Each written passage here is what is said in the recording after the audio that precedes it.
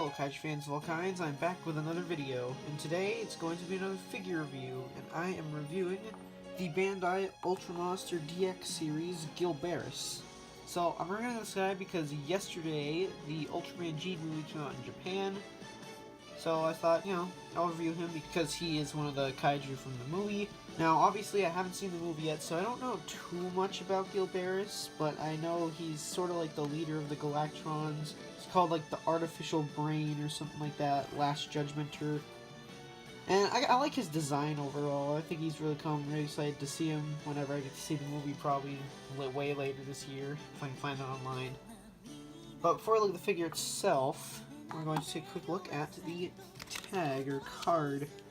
Standard DX card, and it says Ultra Monster DX series. Got a picture of Gilbaris right there. Bunch of information I can't read. And inside, it's not like Godzilla cards. These ones are always just sort of blank. I don't know why they don't just make it one piece, but whatever. Back, just a bunch of legal stuff. Tsuburaya. So, that's cool. Starting out with the detail on this guy, it's amazing. Starting with the head here, we have all his horns, stuff going on up here, eyes. Pretty much all over his body is a lot of this, I don't know how to describe it, but just lines going around all over the place. Like you can see it here, his crotch area, his legs, toes there.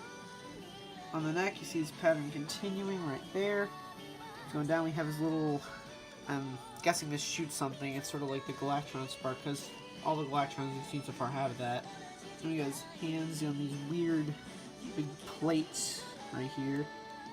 On the back, it's just guns all over the place. And then I guess these do something in the movie. These are all nicely detailed. Got some more of that rigid pattern on this part. Guns all the way down the back. Even on the side here, we got some guns. Or cannons, whatever. Going down the tail. Continues with that rigid pattern. We got the spikes on the tail. And the end of the tail, I don't know if those are guns or not, or cannons, or if that's just sort of how it looks. The detail on this figure is great. Standard Bandai detail looks great. For paint job, I really like the paint job on this guy, just this paint scheme in general. Got gray for the main part, and then we have a lot of purplish, dark purple for his claws here, top of his head, and his toes or feet. And then a little bit right here on this rigid part. And on the back, got some purple up here. And there's a lot of purple. Other than that, there's also a lot of gold. We got some gold on the ridge. It's all over his body. Eyes are red. Horns gold. I feel like there's a lot of paint missing on the back, but that's expected from a lot of Bandai figures nowadays. And for the cannons, a lot of them are gray, and then they painted it gold on the edge. Except for these big, probably revolving ones. They're all gold. So paint job on this guy, I'd say, is pretty good. Articulation on this guy kind of is a little interesting. Right here, we have the legs. They kind of get stopped right here because this spike sort of collides with this big piece. So they go back all the way like that. So legs have normal articulation. The tail does not have any articulation. One thing I noticed about the tail, though, is that it's very bendy. It's oddly bendable.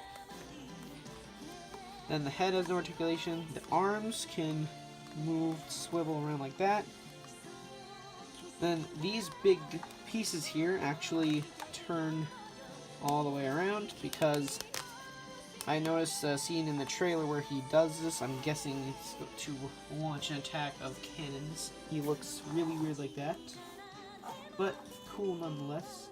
Quick thing, one thing I noticed about mine is that this hand in there, I don't know if you can see it, but it's like bent in, so it makes this hand very loose. But it's no big deal, just thought I'd point that out.